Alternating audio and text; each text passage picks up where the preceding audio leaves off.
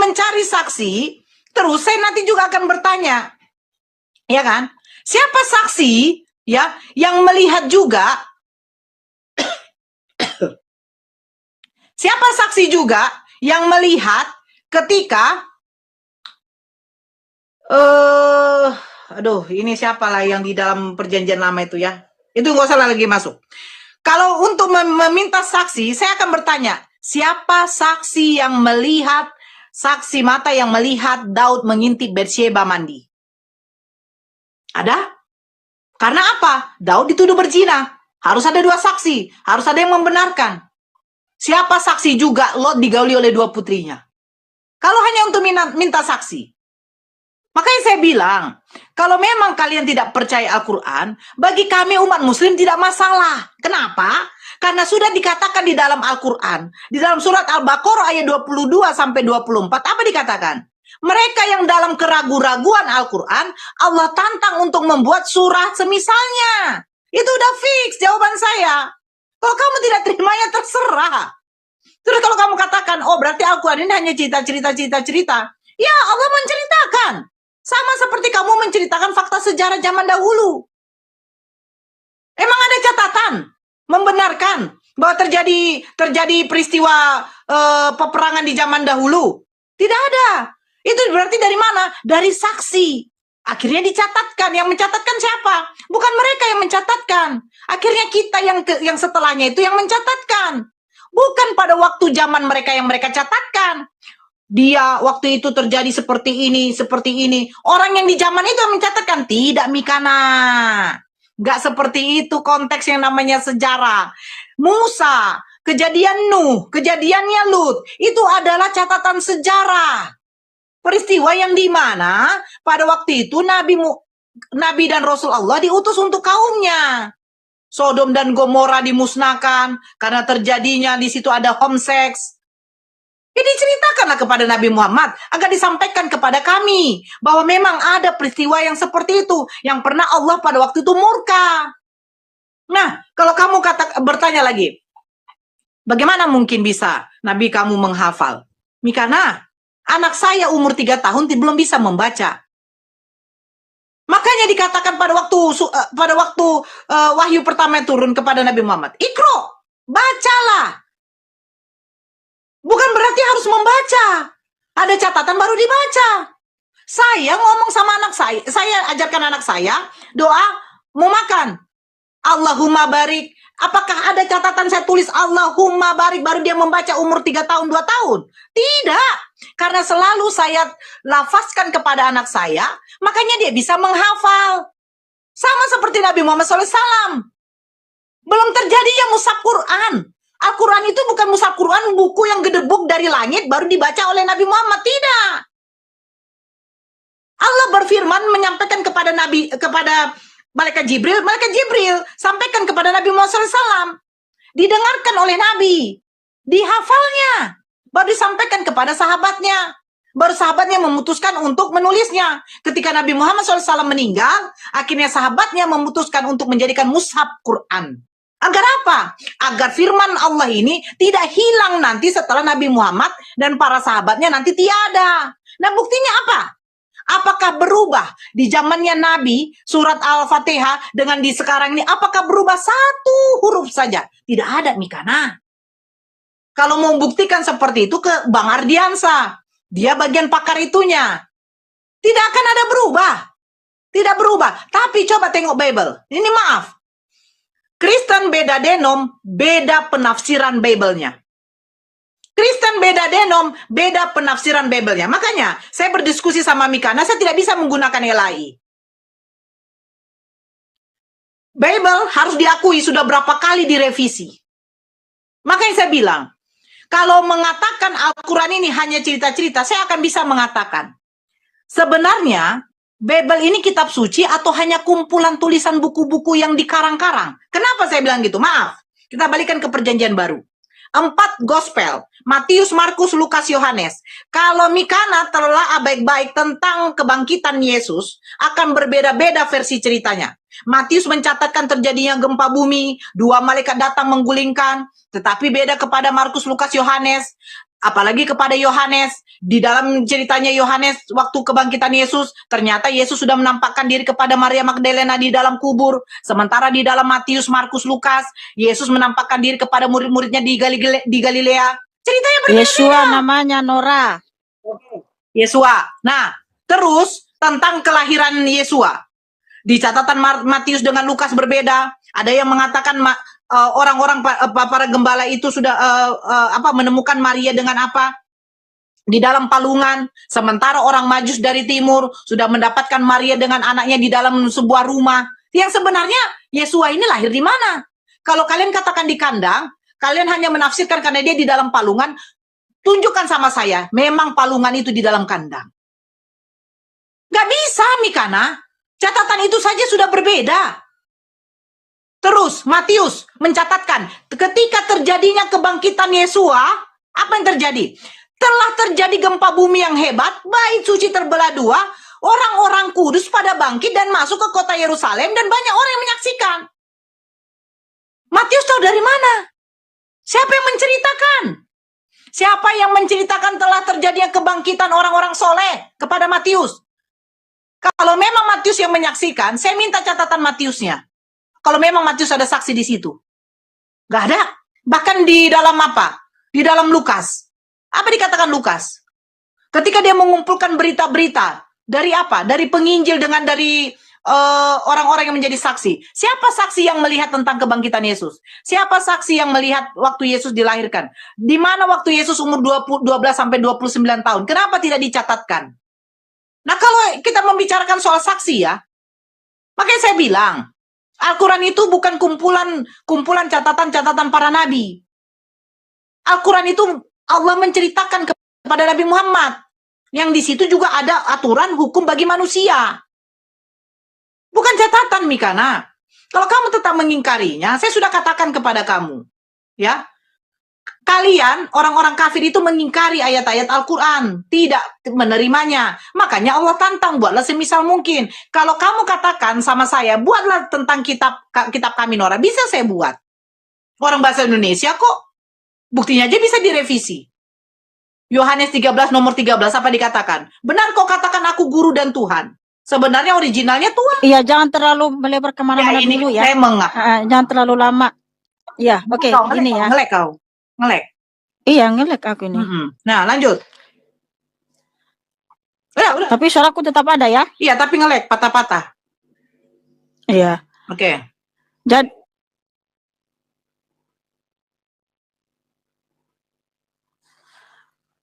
oke, sudah ini. Ya, ngelek-ngelek aku ya. Nah, kamu bilang jangan katakan kitab. Apa itu kitab? Menurut Alkitab ini, kitab itu adalah kumpulan tulisan suci yang diilhamkan oleh Ruah Elohim yang berfungsi sebagai firman Tuhan yang berotoritas, benar, dan kekal. Jadi itulah arti kitab dalam kitab suci ini. Aduh, aku ngelek. Aduh, Tuhan, tolong. Kalau udah ngelek gini, jadi ini.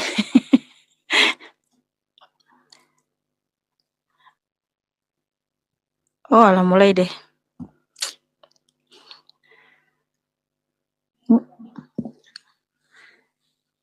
Iya, ngelek.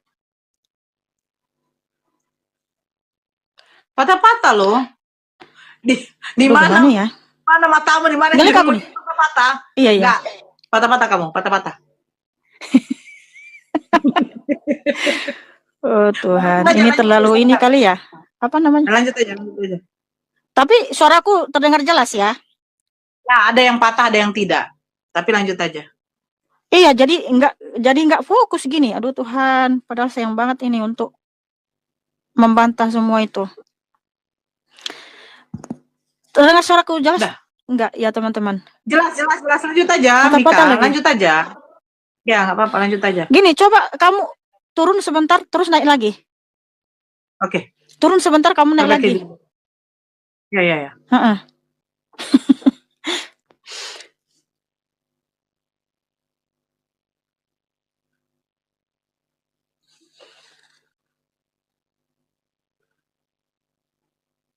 Oke, sudah?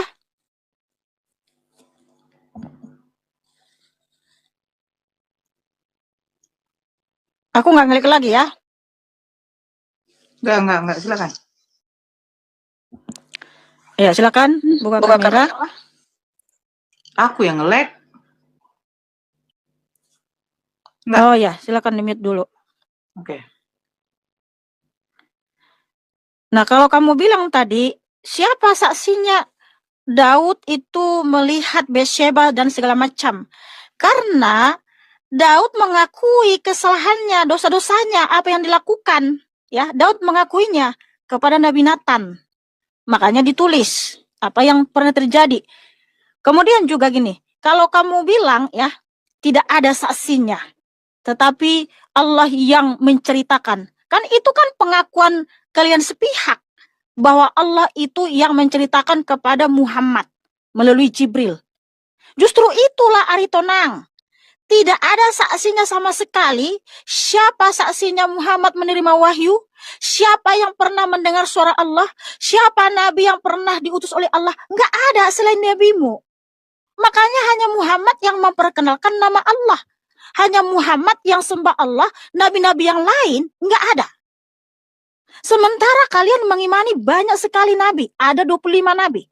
Mayoritas nabi itu dari Israel. Tapi tidak ada satupun nabi tersebut yang mengaku pernah diutus oleh Allah, dia menyembah Allah. Lalu bagaimana kamu katakan itu satu kebenaran? Enggak ada saksinya sama sekali. Kalau hanya mengaku satu orang yang ngaku, justru itu layak diragukan dan dipertanyakan. Karena di dalam kitab Torah, Nabi Musa menuliskan firman Tuhan ada namanya hukum diganda saksi. Keterangan atau pengakuan kesaksian dari 2-3 layak dipercaya dan sah. Lah ini hanya nabimu yang mengaku menerima wahyu dari Allah melalui Jibril. Lalu apa yang diterimanya itu lalu dihafalkan, ditulis sama sahabat-sahabat beliau. Ternyata apa yang diceritakan oleh nabimu kepada sahabatnya untuk ditulis sudah ada dalam kitab suci ini, Nora. Tentang dia ceritakan tentang Nabi Musa, Yunus, banyak sekali yang diceritakan nabi-nabi dari Israel. Kok menceritakan nabi-nabi dari Israel yang dimana Musa dalam membelah laut, yang dimana Musa ada mengirim 10 tulah dan lain sebagainya, ada Nabi Yunus dalam perut ikan. Loh, kan itu hanya pengakuan nabimu, dia mendengar wahyu dari Allah melalui Jibril. Sementara apa yang disampaikan di sini ada semua, Nora. Nora, bagaimana kamu bisa yakin itu firman Allah sementara apa yang disampaikan nabimu kepada sahabatnya ada di sini, Nora? Semua sudah ada di sini. Makanya Quran itu, Nora, banyak sekali ayat-ayatnya ada di sini. Bagaimana kamu bisa yakin itu? Bagaimana kamu bisa percaya itu? Kamu bilang kalian saat meyakini, oh Allah yang menceritakan kepada Muhammad melalui Jibril. Sementara apa yang diceritakan oleh nabimu kepada sahabat beliau ada di sini, Nora cantik. Itu tulisan para nabi. Apa yang disampaikan Muhammad kepada sahabat beliau, Musa begini dan sebagainya. Tapi yang disampaikan seperti Taha 9-14. Yang disampaikan malah Allah yang berfirman kepada Musa. Sementara faktanya Musa tidak pernah mendengar suara Allah. Justru karena tidak ada saksinya, Nora, itu layak diragukan dan dipertanyakan. Itulah hukum diganda saksi dalam Torah. Dan kami memang sangat bangga. Ini adalah kumpulan kitab-kitab dari banyak nabi dan rasul, bukan hanya dari satu orang.